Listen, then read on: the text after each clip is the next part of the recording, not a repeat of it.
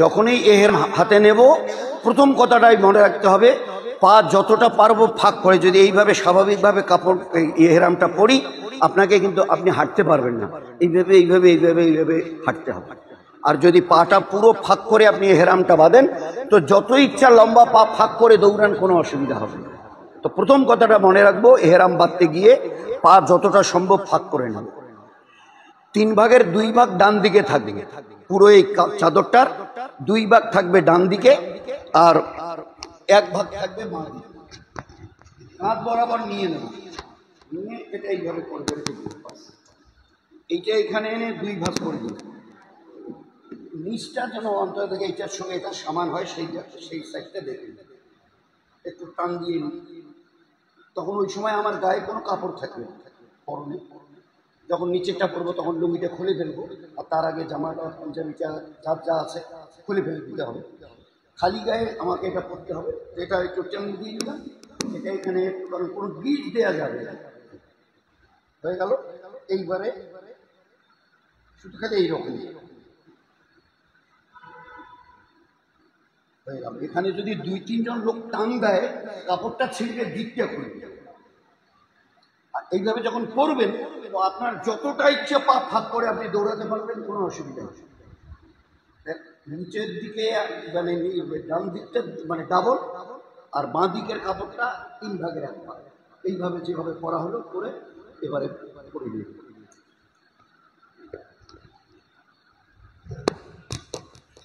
নিচে পরার সময় লুঙ্গি পরনের খুলে ফেলবো, কোনো শরীরে আর কাপড় থাকবে না। এভাবে উপরের কাপড়টা পরে নিতে হবে। এহরামের কাপড় পরা হলো, এইবারে আমাকে এহরামের 2 রাকাত নামাজ পড়তে হবে, সুন্নাতুল এহরাম।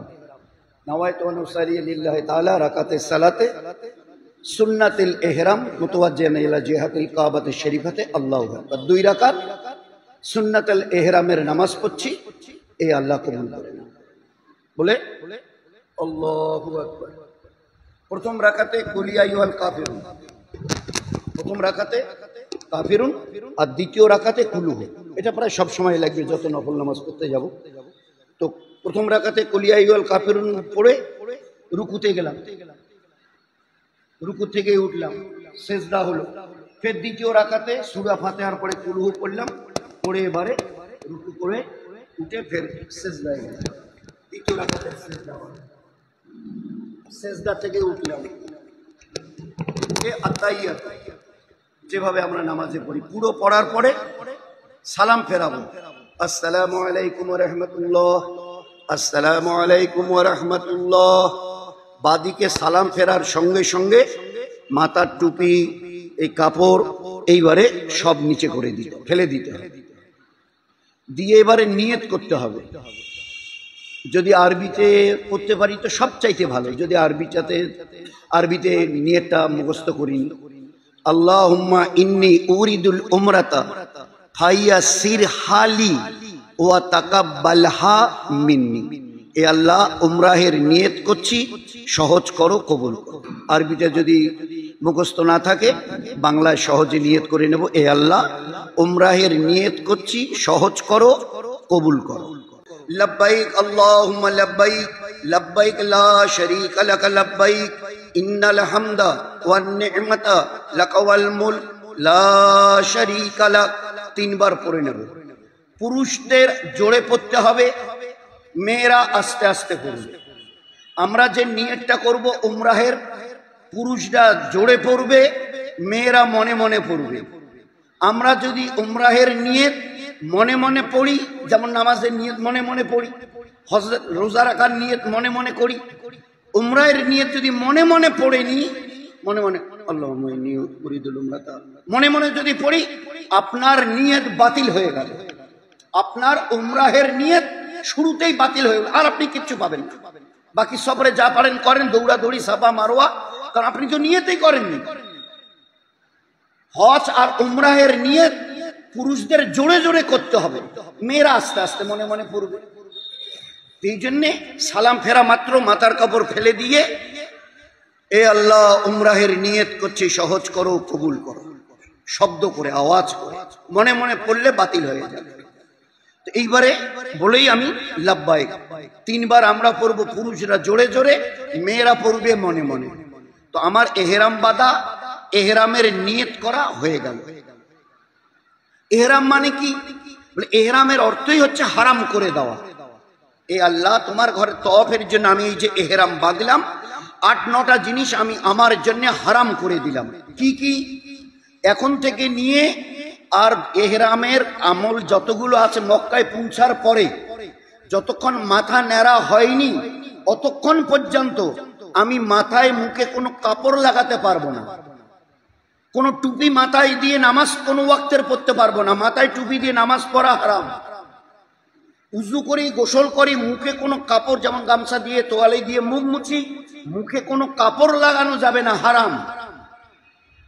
মেয়েদের মাথাটা ঢাকা থাকবে, নিকাবটা থাকবে, কিন্তু এক ধরনের ওই নিকাব আমাদের সাথীদের আমরা বলি, ওই ছেলেরা ক্রিকেট খেলে এইরকম এইদিকে একটা কাপড় হিজাব বেঁধে দিল, আর ওই নিকাবটা ফেলে দিলে মুখে লাগবে না, এর উপরে ঝুলে থাকবে। ওরা বলে দেবে, দেখিয়ে দেবে। তো মুখে আর মাথায় আমরা কোনো কাপড় রাখতে পারবো না। খুশবু ব্যবহার, আতর ব্যবহার আমাদের জন্য হারাম হয়ে গেল। খুশবু লাগাতে পারবো না, হারাম। কোনো মশা মাছি মারা, শরীরের ময়লা তোলা হারাম। কোনো খুশবু জাতীয় খানা, বিরিয়ানি, জর্দা পোলাও, অমুক তমুক, থামস আপ, কোকো কোলা, এরকম খুশবু জাতীয় কোনো জিনিস খাওয়া যাবে না, হারাম। শিকার করা যাবে না, শিকারের দিকে ইশারা করা যাবে না, হারাম। বিবি সাথে থাকলে ওই লাইনের কোনো কথাবার্তা চলবে না, হারাম।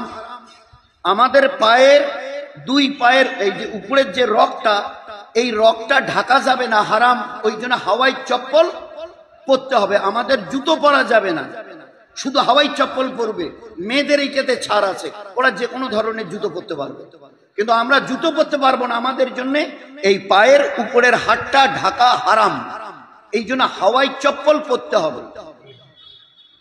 তো এগুলো জিনিস আমাদের জন্য হারাম হয়ে গেল। মাথায় কিছু কাপড় দেওয়া যাবে না, টুপি অগায়রা, মুখে কোনো কাপড় দেওয়া যাবে না। চুল দাড়ি এইভাবে খেয়াল করলে উঠে যাওয়ার ভয় থাকবে, ও সব পানি হাতে নিয়ে আস্তে আস্তে বুঝু। হাত পায়ের নখ কাটা যাবে না, মশা মাছি মারা যাবে না, শরীরের ময়লা তোলা যাবে না। যদিও কোনো এহরামের হালতে যদি গোসল করি, সাবান, যে সাবানের কোনো খুশবু নেই, শুধু আস্তে করে একটু লাগিয়ে দেবো, শরীরের ময়লা তোলা হারাম, যাবে না। এইগুলো জিনিসগুলো আমাদের জন্য নিষিদ্ধ হয়ে গেল। শিকার অগারা করা, হাত পায়ের নখ কাটা, চুল দাড়ি কাটা, একদম আমাদের জন্য এহরামের হালতে আমাদের জন্য হারাম হয়ে গেল। যতক্ষণ আমরা মাথা ন্যাড়া করিনি ততক্ষণ পর্যন্ত, মক্কায় গিয়ে বাকি কিছু আমাল আছে করার পরে, অতক্ষণ পর্যন্ত এইভাবে আমাদেরকে থাকতে হবে। এইবারে এই যে আমি লাব্বাইকটা পড়লাম, এইটা হবে এখন আমার ওজিফা। চলতে ফিরতে উঠতে বসতে, খানা খেতে বসছি, লাব্বাইক আল্লাহুম্মা লাব্বাইক, লাব্বাইক লা শারীকা লাক, লাব্বাইক ইন্নাল হামদা ওয়ান নি'মাতা লাক ওয়াল মুলকু লা শারীকা লাক, বিসমিল্লাহ আলা বারাকাত। আপনার সাথে 11 ঘরে দেখা হলো, তো সালাম মুসাফা, তো তার আগে লাব্বাইক আল্লাহুম্মা লাব্বাইক, লাব্বাইক লা শারীকা লাক, লাব্বাইক ইন্নাল হামদা ওয়ান নি'মাতা লাক ওয়াল মুলকু লা শারীকা লাক, আসসালামু আলাইকুম। এখন 24 ঘন্টা আমাদের এইটাই ওজিফা, লাব্বাইক আল্লাহুম্মা লাব্বাইক। এই আল্লাহ, তোমার গোলাম তোমার দরবারে উপস্থিত। এই কাপড়, এই যে ইহরামের কাপড় পরি, কি এটা? উলামা কেরামদের রায়, ওদের মত এটা যে ভাই, আল্লাহ আপনাকে, আপনি বড় মালদার, ও বহুত বড়, আল্লাহ আপনাকে আপনার পরনের সমস্ত পোশাক খুলিয়ে দিয়ে মৃত্যু লোককে যেভাবে কাফনের কাপড় পরানো হয়, ওইভাবে আপনাকে নিজের হাতে কাফনের কাপড় আল্লাহ পরিয়ে দিয়ে বলতে বলেছেন, লাব্বাইক আল্লাহুম্মা লাব্বাইক। এই আল্লাহ, তোমার গোলাম তোমার দরবারে মৌতের মতো হয়ে নিজেকে পেশ করেছে। আমার কাছে কিছু না, জামা না, লুঙ্গি না, পায়জামা না, গেঞ্জি না, আন্ডারপ্যান্ট, এগুলো সব হারাম। শুধু সেলাইবিহীন 2টো চাদর ছাড়া অন্য কোনো গায়ে কাপড় আমি রাখতে পারবো। হ্যাঁ, নেহাত যদি কখনো ঠান্ডা ওগার আগে, তো সেলাইবিহীন চাদর কম্বল এই পর্যন্ত ঢাকতে হবে, এই পর্যন্ত, মুখ ঢাকা যাবে না। হ্যাঁ, যদি কোনো সময় বেখেয়ালে মুখে উজু করে এসেছি, খেয়ালই ছিল না, চট করে ডাকতাম ইন্নালিল্লাহ, তো এর জন্য সদকা দিতে হবে। যে ফেতরাটা আমরা দিই 50-60 টাকা সদকা। আর কেউ ইচ্ছা করে যদি মাথায় এক ওয়াক্ত নামাজ পড়ার জন্য টুপি ইচ্ছা করে দিই, ইচ্ছা করে উজু করে যদি এবারে গামছাটা দিই, তোয়ালে দিয়ে মুখ মুছি, তো আপনার জন্য দম দেয়া ওয়াজিব হলো। দম মানে জরিমানা। কি? একটা জানোয়ার 25-30 হাজার টাকা দিয়ে কিনে মক্কায় আপনাকে জবাই করে কাফারা দিতে হবে। বাড়ি এসে দিলেও হবে না, আর মক্কা থেকে মদিনায় গিয়ে দিলেও হবে না। যেখানে অন্যায়টা করেছেন ওইখানে আপনাকে দম দিতে হবে। এটা মামুলি কথা নয়। ওই অবস্থায় যদি ইচ্ছা করে নিজের নখ দাঁড়িয়ে একটু চুল কগেরা কাটি, তো আপনাকে দম দিতে হবে। 25-30 হাজার টাকার জানোয়ার কিনে কোরবানি দিয়ে দিতে হবে। তো এই জন্য এহরাম মানে কিছু জিনিস আমার জন্য এখন থেকে হারাম হয়ে গেল, এর থেকে নিজেকে সাবধানে রাখা, এর থেকে নিজেকে সাবধানে রাখা। এইবারে আমার ওজিফা হচ্ছে লাব্বাইক আল্লাহুম্মা লাব্বাইক। এটা 24 ঘন্টা জোরে জোরে মেয়েরা আস্তে আস্তে বলবে। এইভাবে বোম্বাইতে এহরাম পরে নিয়ত করে জোরে 3 বার লাব্বাইক বলে আমি এবারে উমরার এহরামের মধ্যে এসে গেলাম। এই করতে করতে হাওয়াই জাহাজে চড়বো, ওই লাব্বাইক আমার চলতেই থাকবে। জেদ্দায় নামবো, নামার পরে আল্লাহ যদি ওখানে একটু মৌকা দেয় তো যেখানে হাওয়াই জাহাজ থেকে নেমে বেরিয়ে আসবো বিল্ডিং এর ভিতরে, ডান বাঁয়ে দেখবেন ওখানে মসজিদ আছে কাছাকাছি।